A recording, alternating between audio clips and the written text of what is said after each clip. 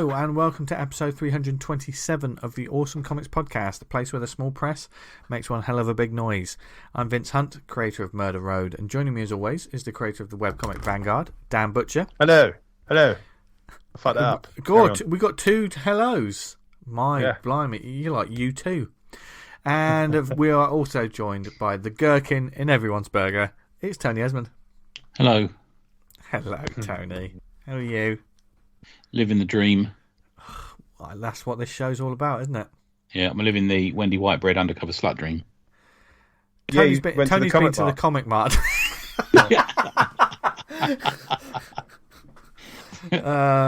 And we'll get a little catch up about that shortly. But we've got another. Do you know what we need to catch up about? What? So Tony's telling me you went to somewhere you can browse loads and loads of great comic titles. Yeah, where else? You thought I was talking about the Comic Mart. No, I was talking about Comic House. Do you know what? Do you know what I love about this? I love that you're trying. Enthusiasm. I love the enthusiasm, but you need to get on the same page, guys. Come on, we need to get on the same page. Come on. You know, Tony did a segment. Never be the in charge of a basketball team like in those movies. You know that motivational speech. You know, I don't think we're going to win any championships, but I'm behind you. You haven't heard my motivational speech yet, but you will hear it. I heard you shout it from the next bed once. Come on, get up, damn you! Say it from the next bed. It just meant I was on the left-hand side. But guys, as we said, this show has a sponsor, and it's Comic House, our lovely sponsor. They'll get the segue right next week, but I'm loving the enthusiasm. Edit it together for us; it'll be fine. No. Okay. You're going to have to learn from your mistakes. I have over 326 episodes. Sweet Comic House. Should we see if we can get Alexa to do a Comic House advert one day? That'd be amazing, wouldn't it? Yeah. What is Comic House? Well, Comic House is an indie comic marketplace with a difference, Tony. They love comics as much as we do. There's a huge selection of titles on their database. If you yourself make comics like us and lots of other people out there, you can list your book on there and start selling straight away.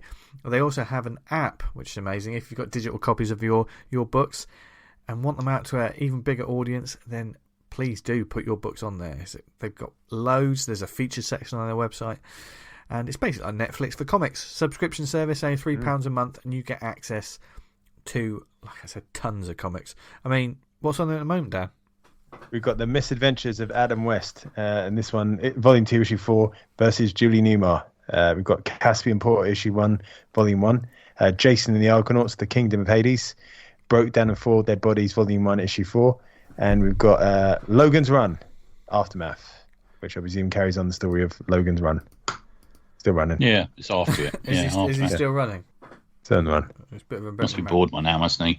Yeah. I thought that kind of all the end of Logan's Run, it was all a happy ending. Don't they all escape? Don't they? Spoilers. Yeah, they sort of, this is all rubbish. Let's stop. Jenny Agutter's got a kit off already, so that's as far as I usually make it. But yeah. Speaking of which, we'll talk about Tony's Comic House. No, not Comic House purchases. Comic Mart purchases shortly. But before that, we've got another great guest for you this week. Recently, we talked about, Tony recommended the book Jinx Freeze. Yes. A new book coming out from Avery Hill Publishing. Coming out this week, I think he said, didn't he? Yeah, I believe so. Of course, you must know Avery Hill Publishing by now. They put out a great selection of books all the time. Friends of the show, of course, but we managed to get to talk to the creator of Jinx Freeze. And what an epic title the person has, never mind the book, because here, for your listening pleasure, is our chat with Lord Hurk. Right then, this week's guest has a back catalogue with such memorable titles as Mangler, Ready for Pop, and the affordable Amazement catalogue. That's an amazing name. His latest release is Jinx Freeze, a book that we had fun talking about recently on the show. A couple of weeks ago, I think it was, wasn't it, Tony? I think so, yeah. I think so. You liked our Spiker the best. Who wouldn't? So, with that, it's very much our pleasure to welcome to the show Lord Hurk. Welcome. Hello. Thanks for having me on. Pleasure, man. Thank you for joining us. Now, it's the first time we've ever had a Lord on this show, but you know, he's Hurk to us now. We've been talking before we started. Yeah, recording, we're allowed. We're all best mates now, so we're on first name terms. Yeah, Hurk's good. Now, obviously, your work, there's so much going on, so much hilarity and just artwork and everything. And seriously, folks, you've got to see it to believe it, because it's hilarious. And Jinx Freeze is another example of it. But for those who don't know, like, where did your comics journey start? How did you start getting into like making comics? Quite early, quite young. When I was quite young, probably I started making comics like, I don't know, when I was like 6, maybe early. Yeah. And I probably went in and out of just drawing comic strips like that until I was about, I don't know, 16. And then I would start. That's probably around the time that I would start, I'm going to make my own comics and staple little books together. But at the time, I didn't even realise there was like anything like small press or anything. So I that fell away, and I continued drawing, but not really doing comics.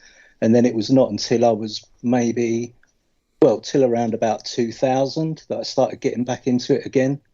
And then I realised there was like a small press scene, and started getting involved in that then. Cool. So what were you reading like when you? Because obviously you must have loved lots of comics to get into the sort of medium, and certainly we've all. I mean, your story there completely rings true with certainly myself and a lot of other people, that you start making your little A5 comics for yourself and like stapling them for your mates. And mine were all a blatant rip-off of whatever I had read at that particular time. What sort of comics were you into at that time? I mean, when I was obviously into all the old, like typical British kids comics like Whoopee and Whizzer and Chips and all that. But probably when I was about 15, I kind of started getting into. No, before that, maybe Mad was maybe the first comic. Oh, good. Yeah. And then nice one.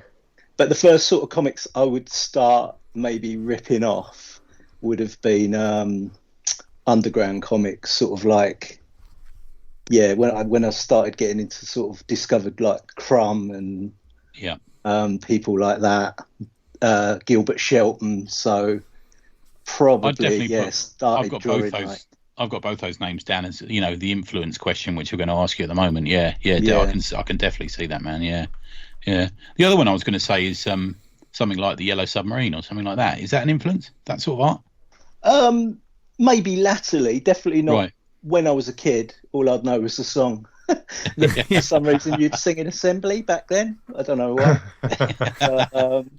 So progressive in South London, aren't you? But definitely sort of pop art and stuff like that latterly became an influence, definitely, when I started thinking more of my work in more sort of graphic styles. I can definitely see that with like sort of colours and half-tone patterns and sort of blocks of colour. There's definitely that sort of pop art sort of influence. So, I mean, it feels like your work is kind of like an amalgamation of comics and music. Is music like a massive sort of part of your creative process? As in terms of, not really. I don't really listen to music when I work anymore.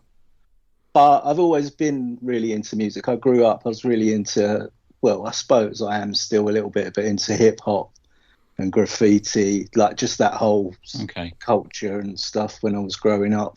So that did have an early influence on my work. And I think, again, in terms of like graphic styles and that comes into it.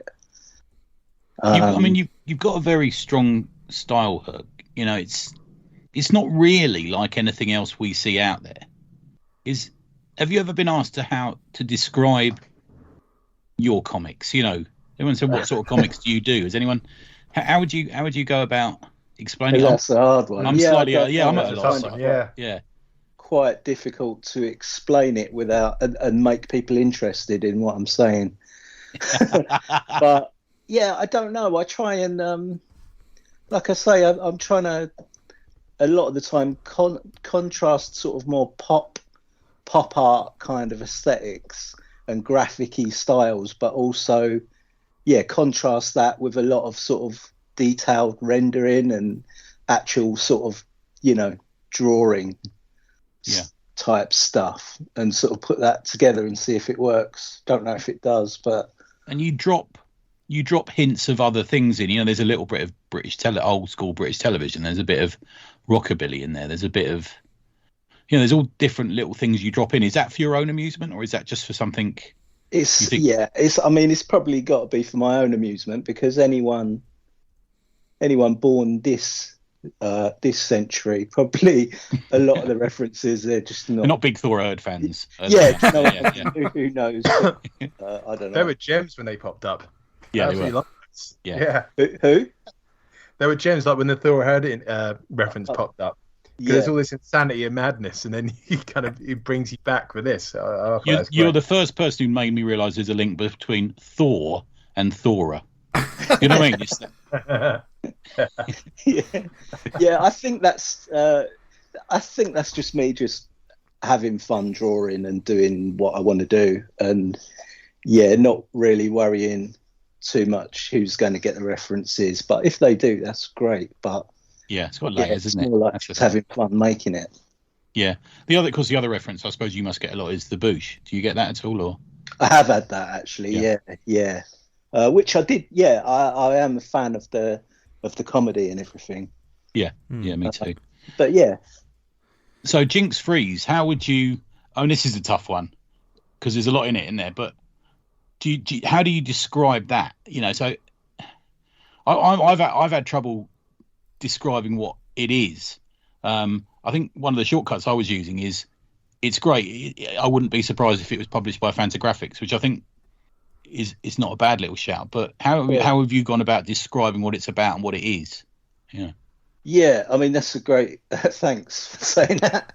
But, it's like you might have said. It's kind of on the face of it. It is like I tend to end up doing things that are based around like a crime or a detective type story, or like crime caper, but there's surrealist elements to it and just other stuff going on, so it's not also sci-fi elements as well. So it's a bit of a mishmash of different things, but it's just a big sort of experiment really, and everything that I kind of threw into it at the time. And I did draw on a lot of different things that I don't usually do in my work. In what way, man? Just things like usually I would sort of think of a story and have elements of the story written and kind of make it up as I go along, but with this I just had like a bunch of half-finished pages or half-started comics, little title pages. Right. And I started from that point. I wanted to do something with them. And so I sort of looked in my sketchbook and I had things written down like overheard conversations and little dreams I'd had that I'd written down and different stuff. And I just kind of started using that as the dialogue or incorporating that into the stories. And then they all started interlocking and the story kind of just started showing, if you know what I mean. And I just carried it on. Yeah. And that's why I continued that way where it kind of like, it does look a bit like an anthology because it's broken up into a series of like title pages and 4 pages here and 2 pages there. But it's like a sort of manic sort of fast show, kind of like, the sketches just keep coming at you, like 1 or 2 pages there's a new character or there's a new. I mean, there's a lot to be said about the humour in this work as well. There's so many.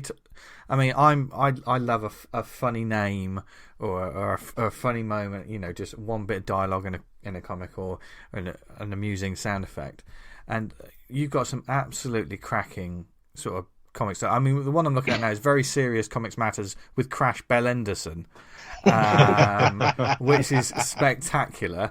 There was another moment when a character, and I don't want to spoil the moment for you folks, but it leads to the balloon. It's it's little Timmy Knacker, the loose bollock,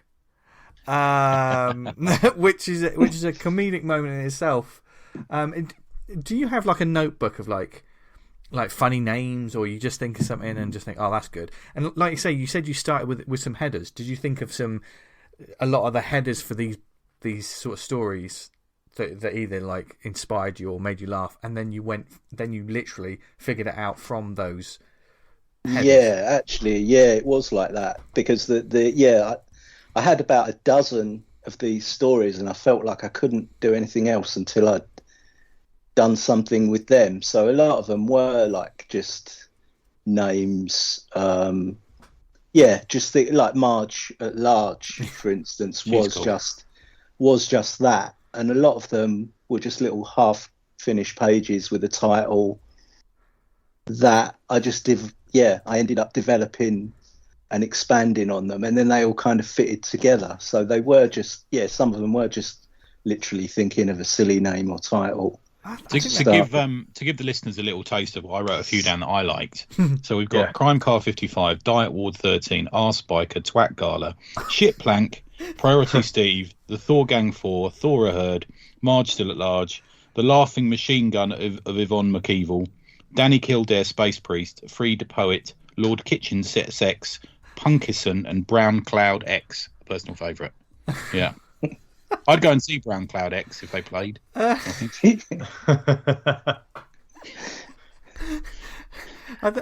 it's a fun. I think that's quite a fun sort of exercise to do, though, isn't it? Because like these sort of headers really brought to mind, and I think one of the reasons I was then able to effortlessly sort of move into the strip itself and read it is because it reminded me of those days, when we read those old comics and you had the corner panel or you had the banner at the top. There was always the banner at the top of what the comic was, and then you read the story underneath. There's a sort of feeling, where you are with it. British comics. Yeah. I hadn't thought of that before. That is pretty. It is more reminiscent of them sort of comics than anything else, really, isn't it? That sort of just little top banner thing. Yeah, and I think it helps the reader as well, because, you have some wild and wonderful ideas, and if you went from one wild idea to another wild idea without that, it's a transition in a way, that sort of banner at the top. It could confuse, but it's almost like you flick the channel. It's almost like you're flicking the channel, and then the reader knows they're in for a different. Marge at Large is. As she goes through this book, it's like, you know where you are with Marge, don't you? And then... She keeps changing her name, doesn't she? Is that right? She becomes different things, doesn't she? I'm just trying to find one now. But doesn't she change Marge mostly at Large and all this sort of thing? Is that right? Or remains at large. That's it. Yeah. Marge at Large, then Marge Still at Large.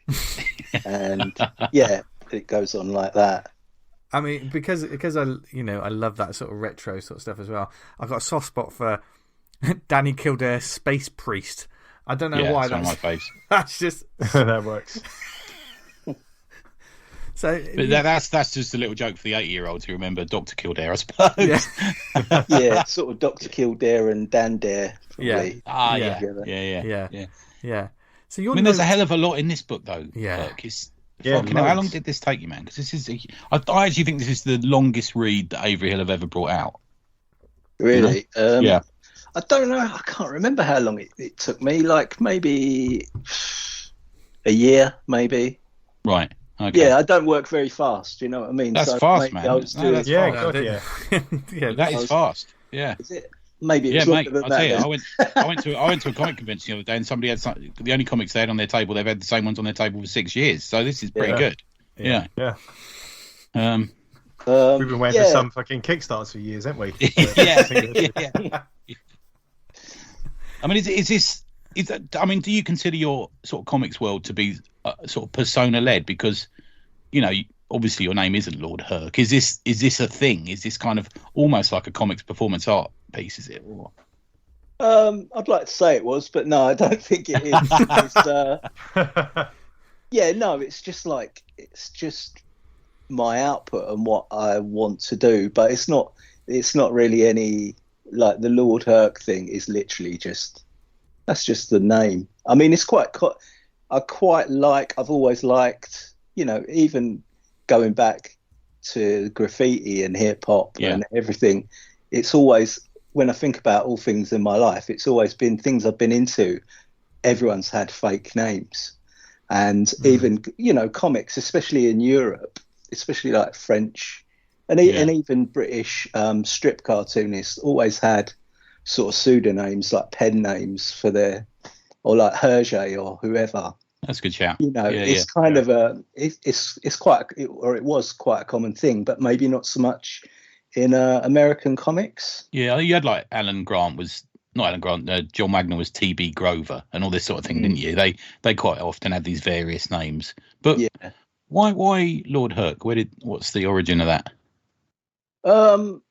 That started off really just back from sort of being into music and hip hop and stuff like that, and it just come from Hercules, which was a name I used. And when I got to that point where I started getting involved in small press around sort of the end of the 90s, beginning of 2000 or whatever, I kind of moved away from. I sort of went, no, I'm just going to concentrate on doing comics. But at first, they were very sort of like hip hop influenced, and I kept that name. Okay. And then after a while, I just cut it down and I misspelt it, but it always had Hurk in it. So it's changed over the years and morphed into like Lord Hurk. So there's no one, is it? I mean, let's put it this way. Have you got like a secret? You're not like a local councillor or something like that. There's no like secret life. Nobody will find out who I am, and I can't possibly sell my comics at work or something. Yeah, no, there's nothing to hide. It's just yeah, it'll ruin that dogging hobby of yours or something. Is that sort of the dogging hobby? I've got no secret outfit or anything with a big Lord Hurk logo on the front, big epaulets, and yeah, something to consider maybe for publicity. Maybe I'll have a word with Kat. Maybe we could form some sort of entourage. Appear like a lord at Thought Bubble. I mean, this book has like sort of some strips are like 1 page long, some almost like just a splash page. There's a few that roll on for a few pages. By doing this sort of work, what kind of length story do you sort of prefer to work in? That's a good one, actually, because I used to do a lot of short strips, especially sort of if I was contributing to anthologies and stuff like that. Yeah. So I used to do a lot of sort of 1 or 2 page, 4 page strips, but I just really don't like doing that anymore, and I just want to do long form work. Yeah. But I do like just breaking it down into segments. But overall, I like a long narrative to work with now. I don't think I'm a brilliant writer. So to write, I think you've got to be really good to write short stories, like very short comic stories even. Because a short comic story, a 2 page comic, it's very, very, very short, even compared to a 1 or 2 page bit of prose. It's like really. You got really the balance of dialogue with panels as well, especially with the size of a comic. If it's a UK comic, small press, that's even smaller than an American size, isn't it? So then it's all about making the most of the space you've got to tell the story you have. It is a real skill. I mean, it's something that's very difficult, I think, to do successfully. Do you draw in real life? I kind of imagine that Man in a Bottle is based on some annoying person you've met. Do you know what I mean? It's almost like that. Is there anyone who's in it? Is there sort of I don't know what I'm trying to say. There's kind of some kind of social commentary going on about annoying hipsters or something. Something like that. Or I'm sure there are bits and pieces of that, and sort of bits about how politicians behave, or little bits about corruption or whatever. Little bits here and there. There's not really. I can't think of anyone where there's no characters where I've gone, that's someone I know and that's definitely based on them. But it's more sort of things where I've seen or heard people talking, and written something down that might have informed the character. So Dave White's definitely in it somewhere then, yeah. Yeah. A lot of the characters have got things that I've written down. So a lot of, although I don't, there's no autobiography in it really, but a lot of the characters are probably informed by me. Yeah, of course. But yeah, so I just tried to sort of draw on just a whole lot of things that I had in my sketchbook and notebook to try and sort of make up the characters really. But like I say, a lot of them just started off literally from thinking of a silly name. Yeah, it's amazing how things evolve from just a name or just a word, isn't it? Yeah. What was the process like with Avery Hill? Did you go to them? Did they come to you? How did it all start? I can't remember. I think it was. I'd known Dave for quite a while, and I think I might have pitched. Definitely, I went to him and said, "Oh, I'm working on something." I saw him, and I was working on another graphic novel that was about half finished, and he was kind of interested in it. But this is what I was saying. I had a load of pages half finished, and they were like kind of stopping me from. Right. In my mind, they were stopping me from getting on with this other thing, and it was like, "Oh, I've got." I kind of shown him this other project, but at the same time I'm going, I can't really finish that project because something's stopping me, and it's these pages. I'm going to have to like finish them or burn them or something. So then I started like working on those instead, and then I ended up developing a big chunk of it that I then went back and said, what about this instead? Right. And then he kind of liked that as well, and then so I started continuing doing that. I think that's how it happened. He might remember it differently, but I think that's sort of how it all worked out. I mean, they've all admitted to us that a lot of comics get pitched to them whilst they've had a drink. There is that chance. Yeah. So Dave was your editor on this, right? Is that right? Yeah. But yeah, there wasn't really a lot of. He was pretty good. It's just like let me send him stuff when it was done. Right. And apart from like a lot of grammatical errors, a lot of typos and that, there wasn't a big lot of editing in it really.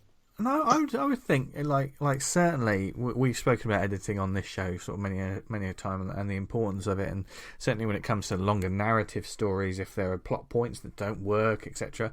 But editing takes on a whole different complexion with a book like this, doesn't it? Because it's such a sort of a stream of consciousness in some ways. A book like this, rather than being a straight up ABC narrative. It's very much a sort of idiosyncratic sort of singular vision, isn't it? It's you've got to fit with them and they've got to fit with you, and I suppose. Yeah. I did wonder about that. That's why it's kind of good to even to be able to send it to Dave and go, does this make sense to anyone else? Like, because like you say, it is that kind of book.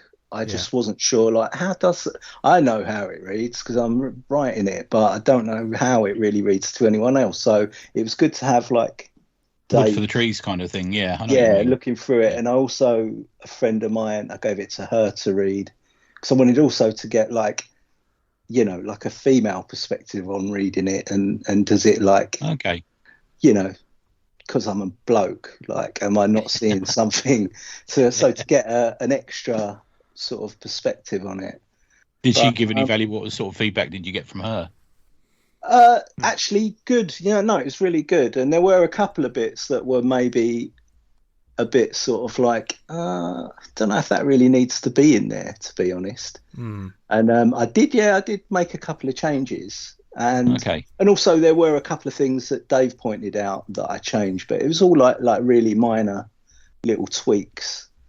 For the most part, it's like exactly how it was. I mean, as well as having this sort of very distinctive line, man, I really do like looking at your line work. But your use of colour I find really interesting. Sort of a lot of it's almost like flat color, but a lot of you work on the color. There's a lot of shading and dot matrix and all this sort of thing as well, isn't there? Yeah, I mean that's what I was saying earlier. I kind of like, I don't know if it works, but I like using the sort of like zipper tone type. Yeah. All the dots and everything, but I also like using that next to like not cross hatching, but just sort of like hand rendering little details and having that next to each other. I don't know. There's consistency for the artwork. Like, did you go for like start comic one and then work all the way through, or you jumped in and out of it? Because every page has got a real consistency from artwork wise throughout. And there's a lot there, to keep there's a hell of a lot there. To do that in a year, it's incredible. Yeah. Yeah, I kind of I worked on it sort of chronologically, but like I say, there were if you imagine those, say there's a dozen little starting points. Yeah. They are kind of spread out, mainly towards the beginning of the book. So I might have been working on bits, a bit back here and then a bit further ahead in the future. And then when I got to a certain point in the book, I would have just been moving ahead. Definitely everything was chronologically being made. Sure. Yeah. So do you work like traditionally or digitally? Traditionally I just draw on paper and then scan everything and then colour in Photoshop. Okay, gotcha. And add like some of those like textures and stuff in Photoshop. But yeah, mainly just that and colours, and everything else is the font, the lettering as well. Is that your own font that you created? Yeah, which is pretty similar to my hand lettering, and I did start lettering when I was starting, or a big chunk of the book was all hand lettered, and then I decided, I don't know, I think it reads better if you, just because of the light, when you use an actual font, it makes it much more readable. Makes a real difference when it's your own font though, because there's a real identity to it. I'm kind of not a massive fan of using fonts, but if I can try and make it look like my hand lettering anyway, and it's more tidier and easier to read, then it goes in line with the best way. It goes in line with your style. You see Klaus do the same, don't you? He's got that distinctive lettering that's very much his own, isn't it? You've almost it's got to fit in with the artwork, I think, somehow. Yeah. Didn't Kat do something similar? She had someone who made a font for her. That rings a bell, yeah. It does ring a bell. She spoke on when we had her on couple of times, I think. She had her on. She had a chap make a font for her, and it really kind of. Did you make the font yourself, or was it someone you had to? So I've no idea where to begin with that. I just used one of those crap sort of. I can't even remember what it was called. Just like a one that you just download and you then you scan you draw it and scan put it all. That's it. Yeah. And I did one of mine, and it came out like a child with a brain injury had done it. It was awful. I wonder where we were going there. I knew we were going the right. Yeah. It was awful. Perhaps I should give it a second go. Yeah. Have you ever collaborated with anyone, Hurk? Is it always just you? Outside of anthology, I mean, but on an actual strip, have you ever worked with someone? Yeah, I have. I've worked a lot with Paul O'Connell, who's down in Brighton, and he used to do Sound of Drowning. He did a lot of that rings a bell. Yeah, books with that title, and in that anthology I put together, that Affordable Amazement catalogue, there's the strip in there. I worked on a couple of those with him where he did the artwork. No, we both did the artwork, and I can't remember. He did the artwork, or he did the colouring. Basically, we collaborated. So I've worked with Paul, and also I've got a book that we're gonna put out that's just illustrations and his short stories. Okay. And who's putting that? Is it just a self-finance or a Kickstarter? Yeah, just put a small amount out. But it's something we were working on for ages. But I like working with people. I do like working with people, but I'm not very good at it, because I'm always working on something. And sometimes I just can't focus on one thing. So I feel like a bit bad. But I'm not very good at doing that sometimes. But I do like working with people. And also we have got like Fancy Butcher, which was a group of us that sort of collaborate on stuff still. She's like Kevin Ward and Tanya Meditsky, and was Tobias Tack as well. So is that like a sort of South London collection? Is it collective? No, it's just a group of us who've like known Kevin from, and Tanya, just from small press. Yeah, from back like since sort of the early 2000s. Okay.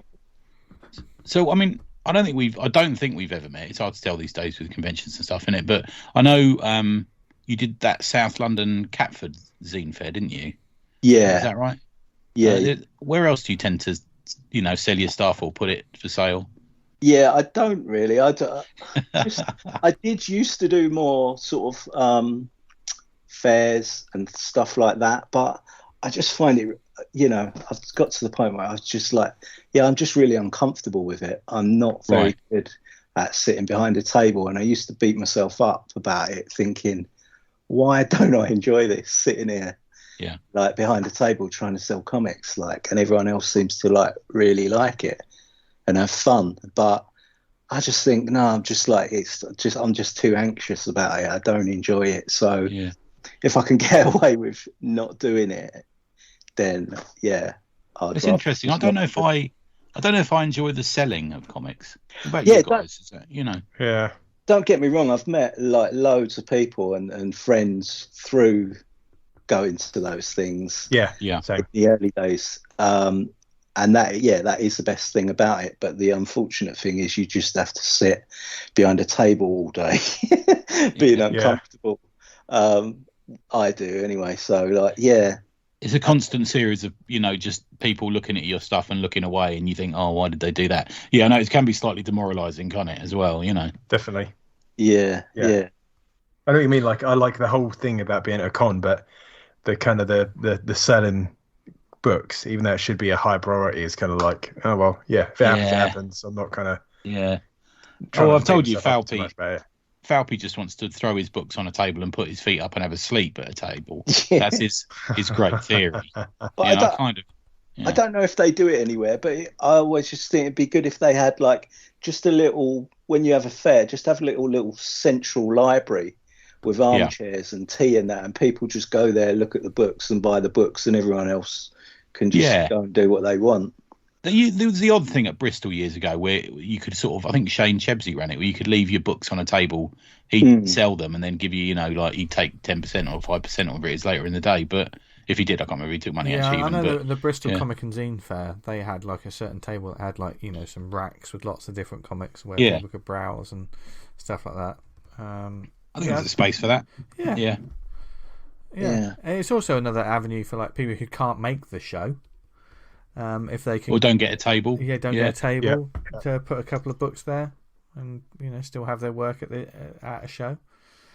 But I mean, is that all changed, Hurk? Now is it you're in the big leagues now, my friend? Have you got to put on the big show? This show isn't the big leagues.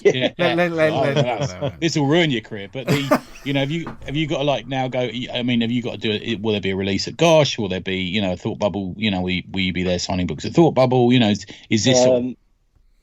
I don't know. I mean, I'm not going to Thought Bubble. I can't make Thought Bubble. Right. And Gosh, I think Gosh are still not doing live events. They're not really. They did one because they promised, I think. Yeah. Because they're not open till 7 anymore. They're only open till 6. So. Yeah. So they're not doing any launches or anything like that. Because the book isn't out. I think we should probably make it clear. We haven't said this yet. When is the book out? It's soon, isn't it? I think it's the 7th. Okay. So, in a couple of days from people hearing this. Yeah, that's good time. Yeah, I should know that, shouldn't I, really? I think it's the 7th or the 10th, or it might be different in here and the States. Yeah, I think They do that, don't they, Avery Hill? I think they have a different date in the States, for the distributor. But yeah, I mean, have they got you doing anything, or are you doing like they've got you doing this, but anything else, or? I haven't got anything planned at the moment, but like I say, I'm not super comfortable with it, but at the same time, I know it makes sense to try and get over that and go to things. But also, it's been a bit weird just with the whole pandemic and that. Still haven't doesn't feel like everything's back to normal yet. Yeah. And certainly, I haven't been out too much. I mean, we've mentioned you a couple of times previously on the show with the forgive me, I can't remember the name of the anthology you're in previously. We talked about Amazement catalog. Sorry. And I really like your work, man. I think once people see this, they're gonna. It's hard to sort of describe how fucking weird it is, but it's not only is it weird, but it's also a lovely thing to look at. There's that combination. I think people will dig this, and I'm guessing with Avery Hill, are sort of omnipresent at Thought Bubble and all these sort of conventions. It's going to be on tables. Is it a hardback or is it a softback? Do you know? It's a softback. Right. Cool. Yeah. I haven't got a copy yet, but it is back from the printers. And it's a softback. Cool. Yeah. And how much do you know? Avery Hill. Hello. How much do you think it's going to be? Or £12.99. Okay. Pounds, £12.99. Yeah. Because it's a fucking long book, man. Yeah, I think it's at 128 pages. That's good money. Yeah. Full colour all the way through, I think, isn't it? It's pretty much full colour. Yeah. So this is it's my second sort of graphic novel, but it's the first one I've done in colour, in full colour. So it's quite nice. And there's a lovely picture of you in the back, just for the ladies. Yeah. So does this mark like a turning point for your work going forward? Is this are you going to be doing more work like this, or is the next project going to be something quite different? It'll be. I mean, I've got a couple of things that I'm working on. That one is quite similar, and I suppose. Yeah. I'm trying to think. I've got one kind of like long work that's a bit short. Yeah, probably like an 80-page book that I'm halfway through. Quite short. 80 page. That's still 80 pages, man. Jesus. Yeah. You want to speak to some of these small press creators who've had the same book on their table for 6 years, man. I got to tell you. Yeah. Well, that's like half done, but that's silent. There's no dialogue in that. Okay. Sort of iconography in speech bubbles and stuff. Is that a narrative story? Is there a strong sort of narrative going through it? It is, but it is a lot of it's quite weird, and there's a lot of sort of drugs in it. So nice. It's kind of quite psychedelic. Not literally, folks. So you find it's very Moorish. The more you read, the more you want to read. Yeah, man. So that is almost quite too similar to this, because it is another crime type caper, like heist thing. So I might not ever finish that. And I've got another thing I'm doing, which is sort of like based on an imaginary like film director, which is kind of told in a similar way to Jinx Freeze, where it's broken up into little bits, almost as if it was a lot of extras on a DVD. Lots of little bits and pieces that all add up, and then parts that are meant to be like his films and things like that. So nice. But see what one I kind of get on with. Yeah. But comic wise, what kind of books do you go for or read? At the moment, the last book I got is not a comic, and that was Hernandez, the wrestling. Oh yeah. Just illustrations, but they're really nice. Yeah, he was talking about that recently on the Gutter Boys pod. I was listening to that. Yeah, okay. Yeah, right. Yeah, I thought they were like all based on real wrestlers, but I think they're all just sort of like imaginary. Right. They love wrestlers, don't they? Is it Woe Nelly? Is that the book they did previous to that? It's good. Oh yeah, heard of wrestling. That one. Yeah. Okay. There's quite a few wrestling and lucha libre comics kind of popping up Maybe it's just one of those things. I got an eye in for it, and I was like, oh wow, there's another comic. Yeah, I think it's the age of people as well. So there's a lot of people who are coming up in comics now who there was that period of wrestling that really hit, didn't they? Really hit them as kids, sort of thing. I think there's a lot of that going on. They're sort of telling those kind of stories. Man, you kill on a wrestling comic, Hurk. I'd see that. You kill on a wrestling comic. Yeah, like a Big Daddy comic, a giant haystack. I put giant haystacks in a comic recently and nobody knew it was. Which one? What's Big Daddy's real name? Shirley Crabtree. Shirley Crabtree, yeah. Is it Kendo Nagasaki actually believes there's a book? I think he lives near me somewhere.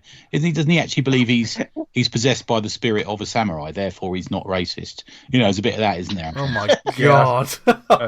He did do a book about it. I think it was like quite big, relatively big at the time. And it was that's right. Nuts. Yeah. Jason Gunn was telling me all about it. What a genius he is. Because I think he kind of believes his own piss, doesn't he? Believes his own piss. That's the first time I've heard that phrase. It's my new phrase. I made that up. I used to quite like the Catweasel. Have you ever seen him? What, the TV series? No, the wrestler who bases his whole persona on the TV series character. Does he live in a water tower? He's got a little toad he keeps. Catweasel, Jesus Christ. Yeah. He's got to be a shit wrestler, isn't he? Fucking hell. He looks exactly like Catweasel. I suppose that was his mates. He's like, I don't know, I need a wrestling persona, and his mates just went, well, you look like Catweasel. Exactly like Catweasel. That's unfortunate. Yeah. Because who was Catweasel, the wrestler? Catweasel. Doncaster-born Gary Cooper took on the TV Wizards moniker and came up with many bizarre gimmicks, including licking a lucky toe between rounds. He died of... What? Licking a lucky toad between rounds. We've all done that. What? And how does it? Oh my! I've just googled him. Bloody! You can actually. There's YouTube videos of him. World of Sport. Mick McManus versus Catweasel Part 2. There you go. Oh right, Mick McManus. He was a class act, wasn't he? Yeah. You can. He looked like Didn't he look like fat Tom Selleck? My God. Me. Yeah. My God. I didn't see us getting into British wrestling, but here we are. No. Yeah. He actually looks a bit like me when I couldn't get my hair cut during the pandemic. Anyway, so was he in the Stone Roses? Yeah. Vince Weasel, Cat Vince. No. Cat Vince. Well, I actually, I am anyway. Moving on. Yeah. So, as well as it seems like you're going to be busy for the next sort of couple of years as well. Your eyes are already on like 2 or 3 other projects. Are there any sort of genre type? I mean, obviously you've worked with like crime type stuff. Are there any other genres you'd like to experiment with one day? We're searching to see if you're going to do an erotic comic. That's all. Always. Yeah. When's the grot? I don't know. I kind of just see what happens really. But I did one genre I quite like, but I don't think I'll do it. Would be I quite like a sort of like not a I was going to say Fantastic Four, but I meant Famous Five. Like a sort of kid detectives one. Oh, gang. Is it the Comic Strip Presents? Do you remember they did a few of them, didn't they? Yeah. And there was always like cocaine and things involved, or Yeah. Kate Five Go Mad in Devon. Yeah, that's right. Yeah. Kate Beaton did a good one of them, like Teen Detectives. They're just going to lay about youths, and the guy's like, "Oh, who's been robbing the mine?" And they've been smoking and drinking. He goes, "Oh, is that probably that guy?" He's like, "Oh yeah, I knew it." And they arrest him on them. That's the thing about kids these days. They don't have fun with like reading detective novels. They just go straight to anal and heroin, don't they? They don't really have that sort of fun teenage period of investigating crime. I mean, how many times have you, in your childhood, been on the Cornish coast fighting smugglers?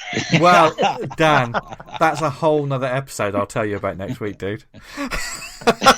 He's Will Hay. Oh, you could do a Will Hay comic. I'm a big fan of Will Hay. Do you know him, Hurk? God, yeah, I know Will Hay. Could do a Will Hay comic. Yeah. I watch a lot of that kind of era of films and stuff. But, sort of Ealing type comedy type stuff. Yeah. I mean, they're great. But I was watching a lot of the old Children's Film Foundation films.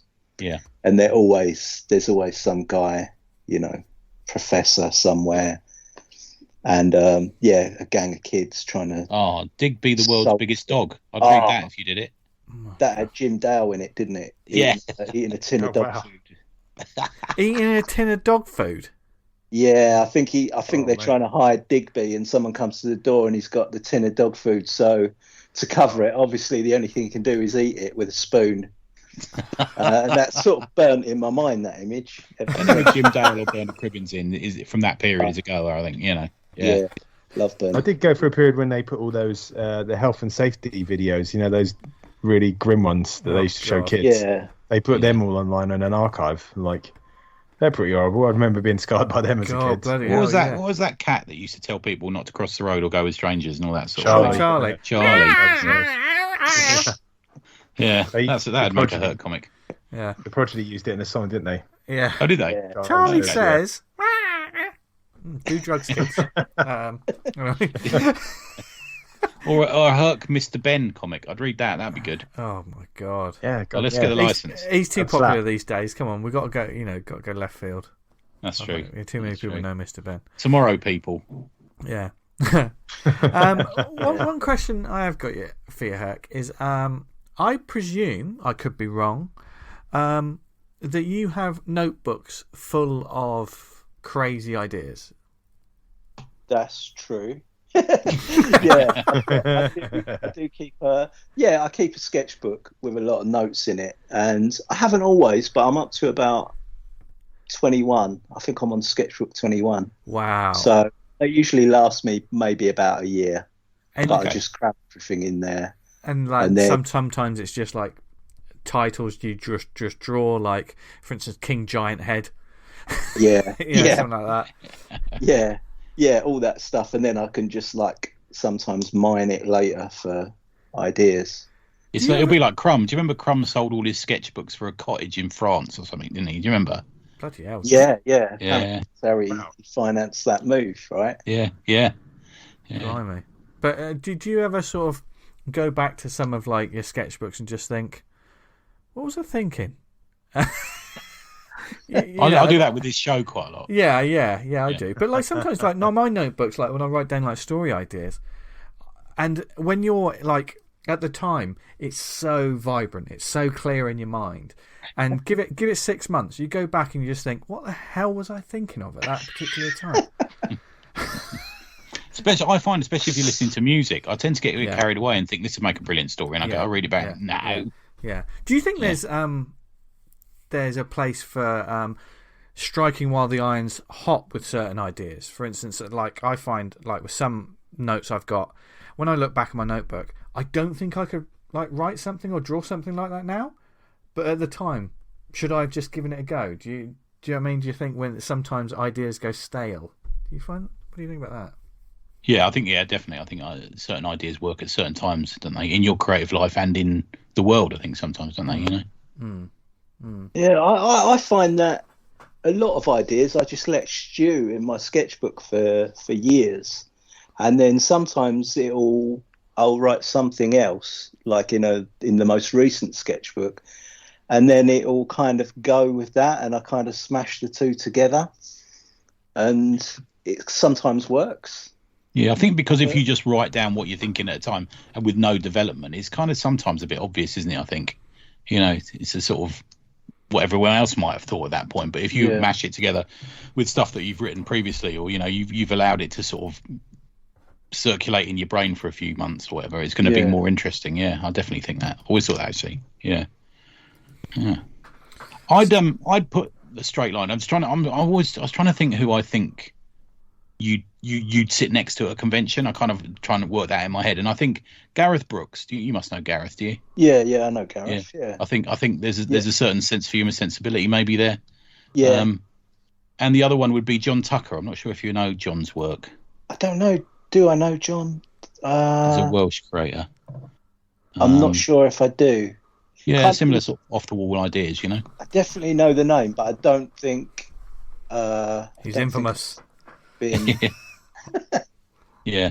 sat next to him or anything. Yeah, that's the if you ever had little areas, that I think if I walked down, I'd buy something off it, all three of you. That'd be how it would work for me. Yeah. I don't know what Gareth's working on at the moment. Do you know? I haven't seen him for a while. Obviously with lockdown. He hasn't had his new book. He's had a of course he has recently, hasn't he? So I don't know. Yeah.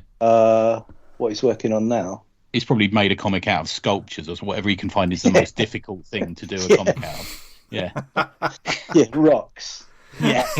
Do a comic made out of mountains. When I said to him, because I shared a table a few times with him, and years ago in like the early 2000s, and I said to him, "What's your next comic going to be?" He says, "I'm sewing it." I'm like, "Fucking hell, Gareth, that's going to take forever." And then he did one where he sort of drew over the top of it and then scrubbed it out again. And yeah, he likes to put himself through it, I think, doesn't he? Bloody hell! Just sewing a comic, Jesus. Yeah. Well, we can't wait to see what's next. I want to get a physical copy of this. It looks great. Yeah, it's gonna be a great looking book. Avery Hill put out lovely looking books anyway, don't they? And this is just another example of it. So I mean, for people who want to discover more of your work, because believe us when we say this, people, you have to see it for yourself. Seeing is believing. And no matter what you're thinking in your mind's eye, what this is like, it's much stranger. Yep. In a good way. Yeah. But where can people go to find out more about your work? My website's lordhurk.com. That's HURK.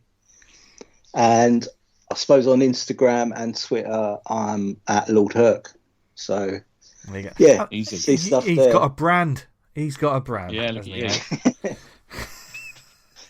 Started in the hip hop game and now he's expanded. But he's gone into the place where the money is, comics. Do you actually have you ever sold any of your original art?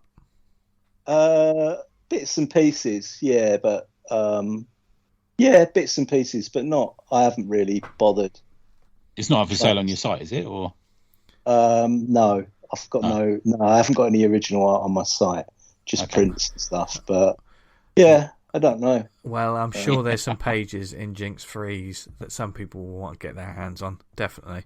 Definitely. And you've got some other work for sale at Gosh still, I'm guessing. That's where I got your stuff previously. Yeah, they must still have some books. I think they've still got Mangler in there. Right. And which is not comics, but it's just single poster, posters. And probably Affordable Amazement they've still got as well. Oh, cool. Yeah. Awesome. Nice one. So go forth, seek out the work, and discover your new favourite creator now. Thank you very much for joining us. Yeah, thanks, man. That's been good. Hurk. Yeah, I've been looking forward to this book. Out of the slate that came out from Avery Hill, I looked down and thought, oh, I'm really excited about that one, and it's been great, man. It stood up, definitely. Yeah. Oh, thanks. I appreciate that. Cheers.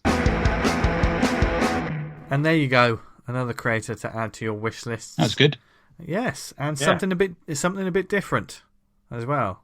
Like we said several times. Something surreal. Yes, you need to see the book for yourself, and that's what really good.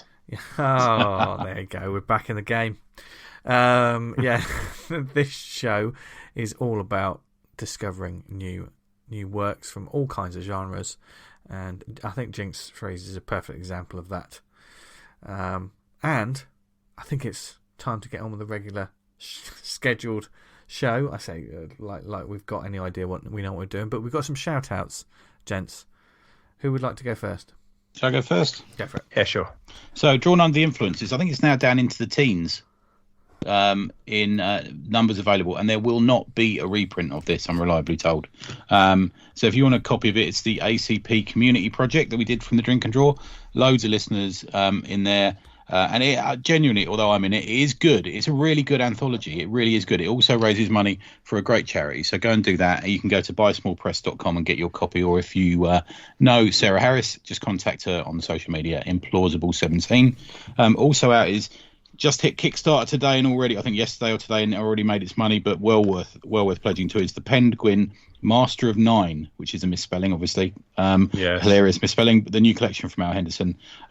The best book for the smallest room in the house. Use that if you want, Al. There's a pull list. That's a fucking quote. That's a fucking quote. I'm a big fan of ours work, as we all are on here. So go and get that. Go and pledge to that. They're my two. Cool. Dan, have you got one? I've got 3 shout-outs, but 2 are Kickstarter based. Okay. One just hot off the press. It's Pilcuyo, a Peruvian cyberpunk saga from Gustavo yes. Vargas. Oh, it's out, is it? Oh, okay. Yeah. Well, the Notify Me and launch page is there. Oh, right. Okay. The dystopian saga reaches its climax with the clash between cyborgs, robots, soldiers, and mercenaries. We'll put the link in the show notes for you to be notified that upon launch. We've got The Hero Business, final reports, and the complete saga of the agency that caters exclusively to superheroes, because with great power comes great marketability.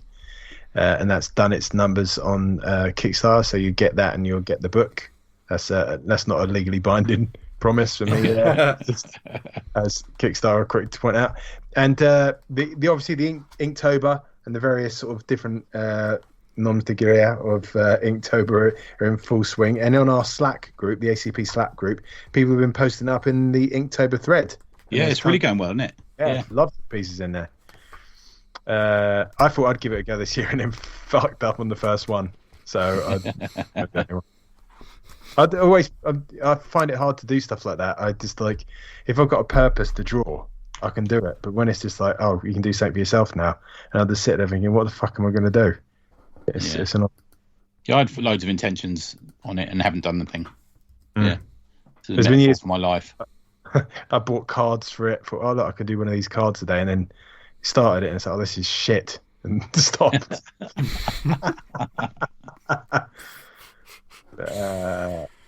Tony, you're going to tell us about today. The Comic Mart. Yeah, I had a cracking day, actually. It's good. So, Comic Mart, as usual, first weekend of the month, is it Russell, just off Russell Square, the old UCAC building, for anyone who used to go to that. So I went there early. I thought I'm going to get there early because I wanted to write some notes for the show today. So I'll go and get a coffee, get a bit of breakfast in a cafe nearby, which is kind of my habit now when I'm going to it. And I walk in the cafe, and there's Pete Dorey sitting there. So I've never actually met in real life, but obviously he's a buddy of ours from the Drink and Draws and all the Slack and all that sort of thing. So I had a chat with Pete, and he was sitting with his mate Dave and Sean Phillips, of all people. I know the 3 of them are sort of buddies from when they were kids. So I got to have a great chat with them and talk to Sean about his recent Eyes in the Wind and all that sort of thing. So that was nice. And then Eamon and Conrad arrived, so I had a coffee with them. Went to the Mart. I bought loads of filth at the Mart, which I've been showing you, haven't I? Yeah. Yeah, what did I buy? Wendy Whitebread, Undercover Slut. Oh, I bought some Justice Leagues. That's all right, isn't it? Some Red Circle comics. One Fisted Tales. That's a good one. It's not Two Fisted Tales. It's something else. I bought some of that. Then Forpe turned up, so I had a chat with him. And then we went off and, they had a pizza and I had a salad. That's where my life has turned. And came home. And it was a good day. It was nice. Comics Day. We were chatting about it a minute ago, weren't we, off mic? But everyone had masks on. In the Comic Mart, it was all right. It's good. It was a good experience. I don't know if anyone we've all been to it, but if you go there at 11, you get to go in for a £5, and if you can't be bothered to pay, Simon Russell was there. Sorry to give Simon a shout because he actually gave me a couple of comics, very kind of him. So I met him afterwards as well. But if you wait for 12, it's free, and I recommend going in for 11 because you can actually look at comics without waiting for that next long box to be free. You know, when you're going through a long box and you have to wait for the bloke next to you to finish so you can move along. It's a bit like that. So, going at 11, pay cheapskates, go and pay a £5 and it's much better, a better experience. But, good to see so many people there. They share it with a Funko Pop thing now. Yeah. Don't. I saw some of those Funko Pop figures that I think you sent me the Terminator one. Was that a Funko Pop, that one? I think they're Funko. They put out Funko as well. They look like really shit figures from the 80s. Yeah, but they're not supposed to, they're just kind of like collectibles, as they were. I'm sure they're Funko. Let me do some. Okay. I'd hate to be wrong by the Funko company. They look like old Space Precinct figures or something, don't they? You know, like action figures. Yeah. Yeah, they're terrible. Yeah, you told me you hate them, Vince. You must know about them. I don't know the origin of them, but I know like sometimes it's hard to tell if they're actual real figures or like someone that has just made like a one-off figure. Yeah. Like someone is like, the melted man from RoboCop, or someone's underpants from it's just a pair of underpants in like a little plastic box from some other random film or something. You just think, is this real? I know, yeah. But some of them are real, aren't Funko. They are definitely Funko, these ones. Yeah. Fucking hell. And also they're like shameless, aren't they, Funko? It's ridiculous prices for that stuff. For the quality. I know it's like, oh well, it's supposed to look sort of like, retro and rough around the edges. Fair enough, but fucking don't charge like the same price as I don't know, some massive figure that's got loads of articulation and stuff. These are like the old Star Wars action force G.I. Joe ones, a 3 3/4 inch figure. Yeah. So they're tiny little things, and you get like the big picture board behind it of like the character from the film, and they've got like all the Robert Patrick T1000 in the various states of sort of being shot. One where it's frozen, and it's like that account. What's that account we follow on Instagram, Dan? Oh, I fucking love that account. I can't. Is it Shumping Things? Strange Thing? I can't remember what he's called. But like he does these paintings of scenes from films of a character from a film, and then mounts it on a board and makes an action figure for it, and he makes the most obscure and obtuse characters from films and TV, and makes like an action for him. It's like that bloke in RoboCop who falls out the window and his arms look really long. Yeah, he actually does a figure with his arms really long, doesn't he? Yeah, brilliant. Yeah. Yes. So they share it with Funko Pop. Yeah, they share it with them. So it's not half; it's less than half, but they get in the way and they annoy me. But yeah, they spread out now. So it used to be one side of the hall was just Funko Pop, one side was comics, but they sort of intermingled a bit more now. Yeah, it's all right. There's a lot of comics there still. And bootleg DVDs and all that sort of crap as well. Yeah. Loving all that though. Yeah, mate. Yeah. Yeah. Used to be back in the day, you go to the boot sale and there was someone flogging like bootleg videos. Yeah. Readful Things, that's the name of that site. That's it. Yeah. There was a store you could get all 7 series of Arrow if you wanted on DVD. Cheap. Oh, okay. Yeah, but that's now. Definitely illegal. Yeah.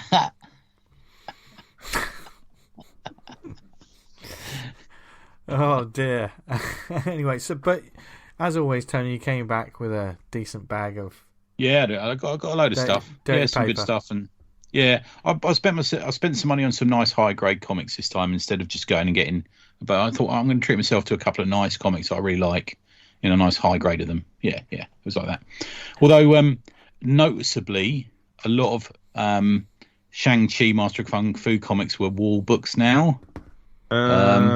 But Eamon managed to get a copy of an issue for £1.50, which I don't know how he managed that. But the wall books. Some of them have a proper wall of fancy comics. You got the Origin of Swamp Thing. You'll get whatever it is. Issue of Flash. Yeah. And then there's a couple of Master of Kung Fu's I noticed in amongst that now as well. And a couple of them who had your more basic ones had sort of sellotaped a copy of a Master of Kung Fu issue to the wall behind them. It's a bit like that. Yeah. So jack up the price a bit. Yeah. Yep. Maybe the Eternals will be next then. I'm guessing. Yeah, and some Hawkeye stuff, I'm guessing. Yeah. Oh, God, yeah, the Hawkeye stuff, like the David Arger stuff would be... Gonna... And I suppose the miniseries he was in originally and some of the Origin issues and that sort of thing. Was it Iron Man he was first in, wasn't he? Yeah. I'm guessing all that sort of thing. Who knows? Yeah. Who knows? Yeah. But... And is it Kate Bishop? He shares it, doesn't he? It's going to be like... I presume it's going to be another sort of passing of the mantle thing. Yeah. What's the series after that? Is it Moon Knight then? Is it after that? I don't. In terms of series, I want to say, is it Miss Marvel? Oh yeah, that's true. Yeah. There was that screen cap of the costume of Moon Knight, and I'm not sure it was legit or not, but I really liked it. Yeah, it's quite dark, isn't it? It had those kind of like the bandages wrapped around like the kind of the crescent moon, and it looked kind of. I know we don't talk TV, but they need to do something to bring me back to these series. I can't be bothered to watch that animation thing; it looks a bit boring. It was I went from liking the first one to not liking as much the most recent one, and they need to bring me back into the fold, I think. Yeah. I think the only superhero thing like film or TV show that I've really enjoyed in ages was Suicide Squad. Right. I thought that was fucking brilliant. I really enjoyed it. The Suicide Squad, should I say? Make sure you say the, otherwise. Is that the difference between the two movies? Yeah. Oh well, no. Really? The major difference is one's good and the other one's shite. Anyway, but how do you tell if it's on telly? There's a name. I mean? Yeah. That the naming convention. That's it. Suicide Squad and the Suicide Squad. Yeah. There you go. Yeah. I didn't make the rules. I hate the game. He doesn't I hate the game, not the player. Yeah, exactly. Anyway, it's Dan. You do have a question for us though, don't you? So this is a new thing, isn't it? We're doing a question each week, aren't we? We've decided. Yeah. Fire up the Dan's little turn. jingle now. Yeah. Each week, one of us will just have a comics-based topic, an interesting thing to discuss in the second half of the show. And started off it was last week, wasn't it? But You started, didn't you? Yeah. You put who are comic conventions for? Is that right? Oh, I suppose that was the week before, wasn't it? Yeah. So this is going to be every week. But what have you got for us, Dan? My one is, are comics now a job creators just do on the side? Controversial. It's a broad. Obviously, these are broad questions, and as always, they are sort of our thoughts and opinions, and based on nothing factual. I think, and we've touched on this a couple of times in the past. I think, unfortunately, for a lot of creators who would like it to be their full time, unfortunately, they can't make it their full time, and they have to do comics for like 50% of their income, and I don't know, concept work or work in the video game industry or something like that for the other 50%. Do you know what I mean? It's if you can make it, if comics 100% is what you can make a living from, that's amazing. But I think, I'd love for it to be more and more people to be able to do that, but I think it's the basics for that question for me is the financial situation. I think hopefully we are past this moment where if people understand the nuance and the complications and the different areas of comics that we're discussing, because for a while, if you said that comics were not selling well, people would shout Comicsgate at you, and the situation is much more complicated than that. And the fact is that some comics are selling really well. And the top 10 books are selling really well, and some other comics in other areas like manga and YA are selling really well. But even web comics as well. Web comics are doing well. It's a huge booming business for a lot of people. Yeah. But if you're talking about American comics, the traditional comics market that we see in Diamond and stuff, Kelly Sue DeConnick herself said this week, who I'm sure is not Comicsgate, or I'm fairly sure she isn't. I don't understand that well, but she said books that are selling really low numbers now are described as a hit. Now, if your book used to sell 80,000 and is now selling 30,000, then you've got to factor in the fact that comic comes from a big company, let's say Marvel or DC. That company has to pay its wages to its staff. It has to pay its, whatever complications that company has, that has to clear a lot of money before it makes a profit. And does that trickles down to the creator. Now, if those comics aren't selling enough, then those comic creators aren't going to get paid enough, because whilst they do get a page rate, they also get a deal on reprints, where they release it again with a different cover, where it comes out in a trade, where it comes back out in a hardback. And if that's not happening, they're not going to be making enough money. And a lot of comic companies, as we've heard previously, don't actually pay that well on page rates. It came out the year before last, didn't it? And page rates apparently for a lot of companies, and you hear it anecdotally about 2000 AD, haven't changed for like donkey's years. Now, if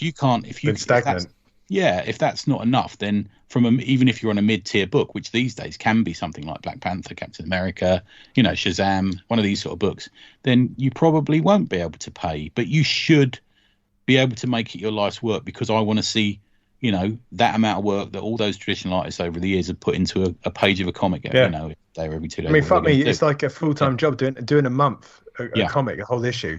That's a full-time job. It's a fucking lot of work. Yeah. And I know there's outliers who can do more than that or do less, but... Yeah, I agree, man. And this is like some complicated algorithm, which I only see remotely at places like Nobrow, but you've also got to factor in how much the books are and how much the books are now. Obviously they're much more expensive now, so when I feel sometimes as a buyer and a collector, they're dipping in my pocket to make up for their lack of sales by making a comic $4. But I think for some people, you'll earn a living, you'll continue to happy. I'm pleased. I want you to make this, this your living, this your life's work, because that will produce ultimately some of the best comics.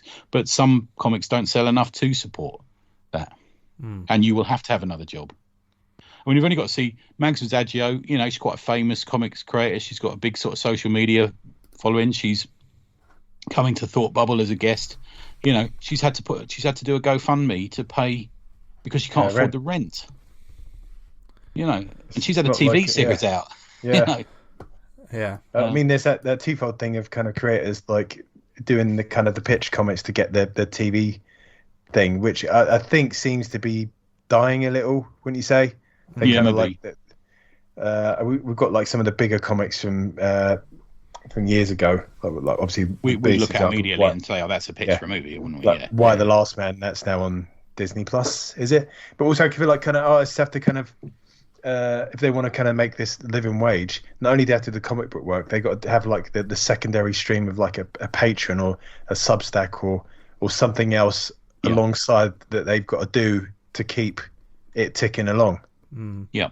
So, I mean the value, the value of a patron and the Ko-fis and all those things, and they've never been more important, but. Also, by doing those sort of things, you've also got to deliver on top of trying to do a full-time comics gig. Do you know what I mean? Because, like, unless your sole thing is here's my Patreon, I'm creating this comic, thank you, and it's a huge success. That's brilliant.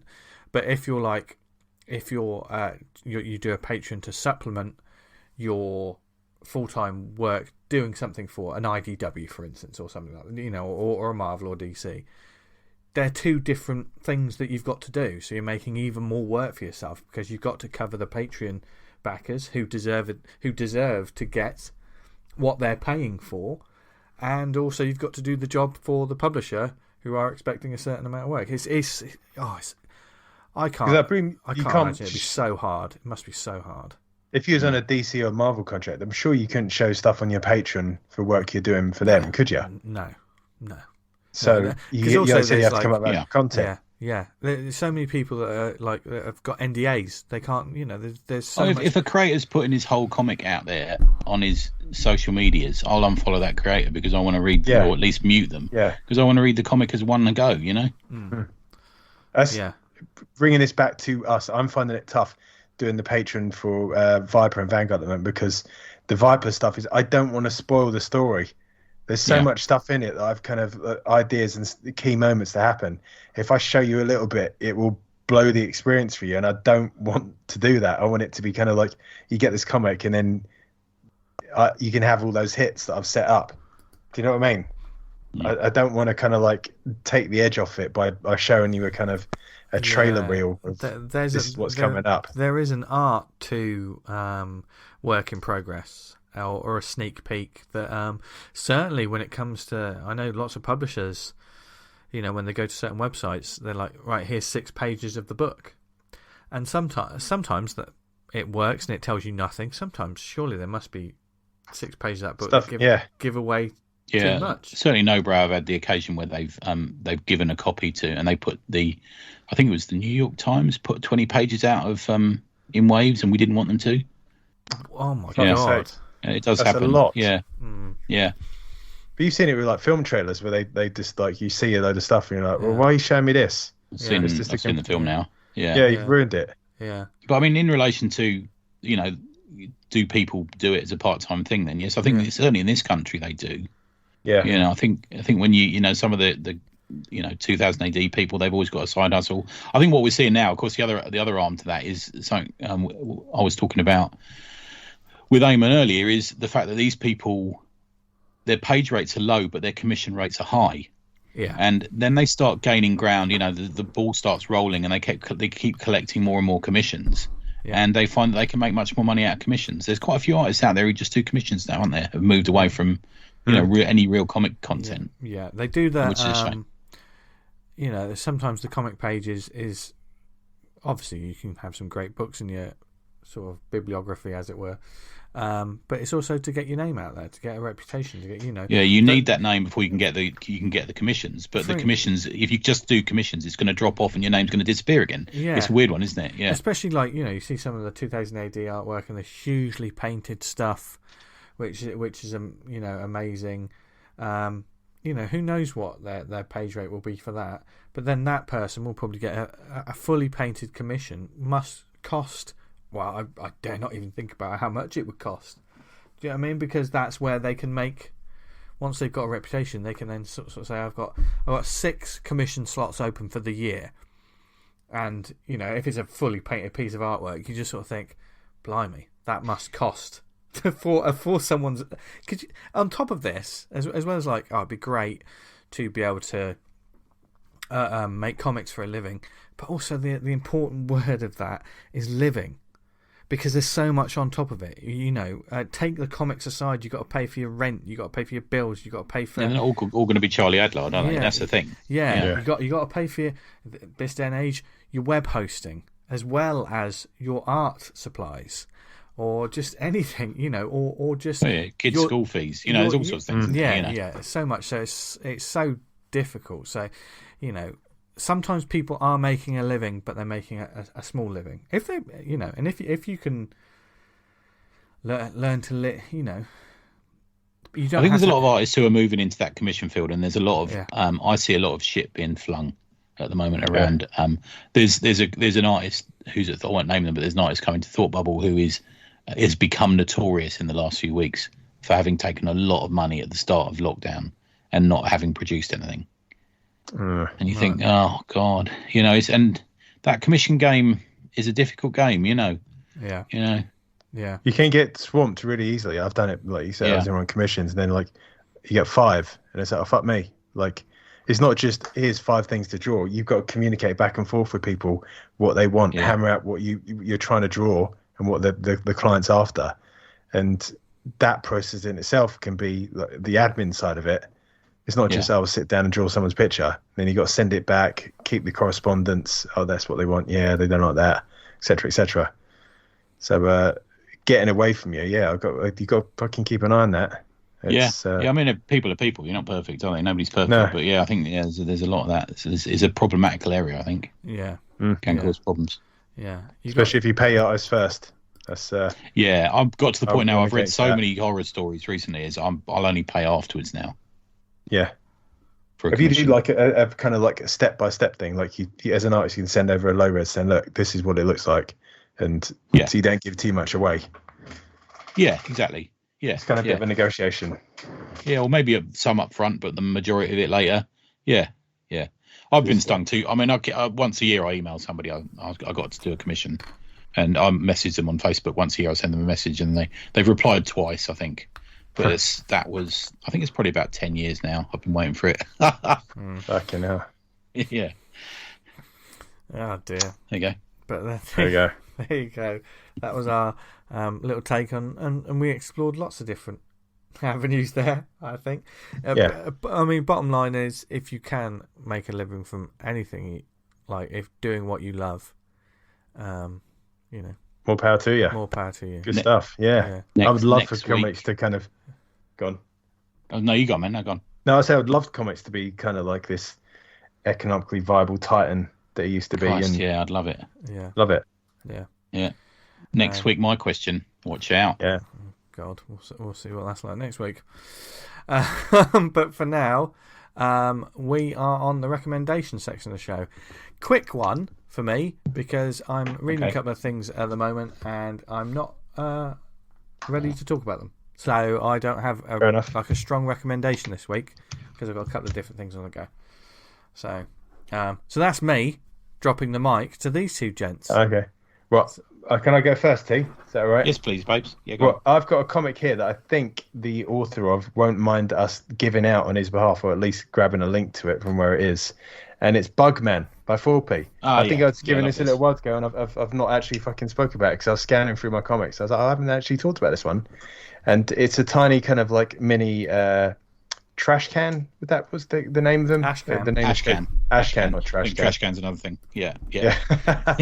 Ash can comic that Darrell's put together, and what I can describe about it, it's kind of like a Godzilla kaiju comic, and the main character, Bugman, is kind of a bit of a laid back, chilled dude, and he gets a call from the kind of the general of the army in charge saying that there's a monster mashing up the green section.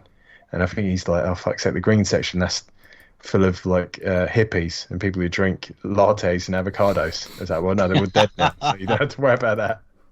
But like the general calls him up on video phone, and the general's like, "Why are you naked?" And then Bugman's like, "Why are you not?" I don't want to ruin the end of it, but it kind of like Bugman gets coerced into going into action, and then it kind of all starts going off the rails. But it's great. He's got this kind of very adult vehicle. Yeah, very adult. Very adult. It's part of this new direction Forpe's in, which I fucking love. Yes, I absolutely love what he's doing. This and Lips and Pussy Man Fists and George Mayhem and stuff. Yeah, I literally texted him about an hour ago saying you're a machine, sir, because he sent me the new page, which I shared with you a second ago, didn't I? But yeah, fucking hell, he's good at the moment. Great. Yeah, I think he's really found his groove here. I think. Yeah, it really comes across in the work. It's just like, fuck it, this is what I do, and it's really working. So keep going, Darrell, and I think you might be able to contact Darrell and get him to send the comic out, because in the notes himself he says, "Share the love. Want to stay up to date with all my latest comics, free downloads? Simply head to www.forpe.co.uk and sign up to the newsletter. You'll only be contacted with free digital mini comics or when something new is in the shop. Thanks for your support. Please share my work with your friends and enemies. Love, Forpe." There you go. Sign out and then you get free comics. And I've almost forgiven him because he had a packed lunch at Meanwhile. Nothing wrong with a packed lunch, dude. What are you talking about? Not very rock and roll, is it? In a tribute way. You've got to be, We were talking about getting cream teas earlier. I can't hardly judge. Good. God. Shall I go? Yeah, go for it. Everyone wants to be a gangster till it's time to do gangster shit. Exactly. Yeah. I felt poorly, so I made Sarah Harris buy me lunch. So I sat in a pub. Yeah. Good. So mine is called Frontiersman from Image Comics. Have you seen this, guys? It's had a little bit of heat. Came out this week. I haven't yet, but you said a little bit about it, which made it look very, very interesting. Yeah. So words by Patrick Kindlon, art by Marco Ferrara, letters by Jim Campbell, cover B by Matteo Scalera, who we like, don't we? Edited by James Hepplewhite. The titular Frontiersman is an old hero. He's like an old dude.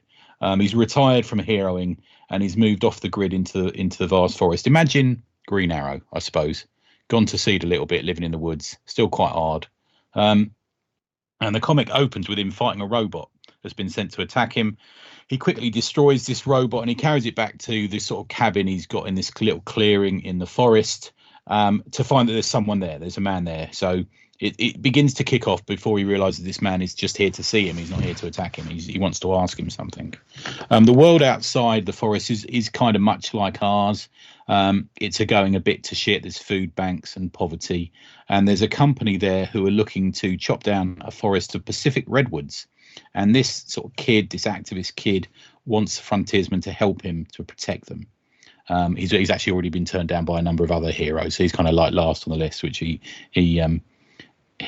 discovers. And the book's kind of a combination of flashbacks and the story, and then Frontiersman goes off to find out a couple of things, find out how this kid found him, and also to find out whether he should help. It turns out that he's been, because he's kind of off the grid, living off the grid, this Frontiersman guy. So he's kind of been grassed up about where he is by an old college professor of his, an old college professor of the kids, but who is also an old hero character. Will he head back and will he head back into life and help this kid and these trees and these environmental activists, or will he not? And I'll leave it there. And you do discover that on the last page, actually, because this is a series. I read this and started reading it, and I put it down for a while and I had to think about it. Sometimes there's a sort of a layer of stuff you don't quite realize straight away. And I went back to it and I realized that this is a book that not only picks apart an old hero and how he would be, but also picks apart the acts of what we see now, but not what he saw, because he's an older man. What we see in current life of people who believe they're being political and being activists, who the people we see who shout a lot about stuff but actually don't take any action about it. They don't do anything about it. It really does say, at first I thought they were going the other way with it. I was thinking, oh Christ, it's going to be a load of, oh, I'm wonderful protecting this tree, or tweeting about it, and I'm like, and then I realized, no, that's not what they're saying. They're actually going the other way on it. so he goes to, I think it's his daughter, I can't remember who it is, but he goes to this girl in this shop, and she's running a food bank, and he says, should I get involved in this? Should I get involved in helping this tree out? I'm sort of kind of past it now. I don't want to, should I really come back into the world? And she says to him, a few of them will stick with it, but most of them will end up driving SUVs and owning stock in factory farms. And I thought that's a really true moment. It's this sort of, people who love to fucking talk about stuff. There's a flashback in it as well to, he's talking to this old mate of his, and they were both heroes together, and there's a sort of flashback to how they fought this alien looking creature who's got a helmet and a headset thing that controls people's minds and turns them into mindless zombies, brainwashed people who are sort of polarized into attacking something. And I thought that it took me a while to realize, but then I thought, yeah, that's what he's saying again. He's saying these people are, there's people out there who are brainwashed into be whatever cause or whatever thing they think that, we see it these days with anti-vax, don't we? I suppose it's the main example I can think of at the moment. These people are sort of brainwashed into doing stuff by the pressure and by the brainwashing that we see out there in YouTube and the media and Twitter and all these sort of place. It's a book genuinely with some really interesting layers to it, and asks a lot of questions, which I found quite interesting. There's a little bit in the back where the writer talks about what he's trying to do, and he's saying we need to have a change in comics. We need to make them more, thoughtful and more, challenging and stuff. And I think that's really, really interesting. The art has that.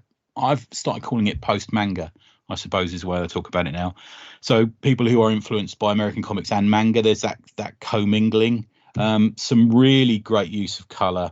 There's a lot of energy in the pages, especially in the action. There's a lot of strong, what do you call it? When he strikes something, you get that real boom of a feeling. The page really explodes off in it, and it's really something I liked. And it's got a sense of humor about it. The Frontiersman is this sarcastic old bot, not unlike Atomic Hercules, I suppose. Maybe there's even a sort of physicality. There's a similar look to them, where he's just like, "Fuck me, really." There's that look to him sometimes. Yeah. And a little bit of old school cynicism, which kind of sometimes goes along with a little bit of old school practicality, I suppose, these days is the way it is. But a really pleasant surprise. I really enjoyed it, and I'm definitely on for the ride on this one. Yeah, and I think I'm hoping hopefully they'll do a nice hardcover or something on it, but because it deserves like an oversized BD format, I think, because they do pack a lot into the pages. But Frontiersman by Image Comics came out this week. That's my one. Okay. Nice. Oh, nice one. So there you go. Yeah, more comics great to add to your list. Go forth and check them out. Put them on your pull list. I'm going to probably pick up that Frontiersman now, actually, once we finish this. But whatever we talked about this week, we hope you enjoyed this. Our 2 hours of talking comics and nonsense and having fun. And we've started your week or ended your week the right way. If there's anything that we've talked about or you want us to talk about more on this show, there's several different ways you can get in touch with us. You can email us, awesomecomicspod@gmail.com. Follow us on Twitter @theawesomepod, where we'll be retweeting, tweeting, and shouting into the void about what this show is. If you go to the Book of Faces, I sounded a little bit like Barry Norman then when I said that bit.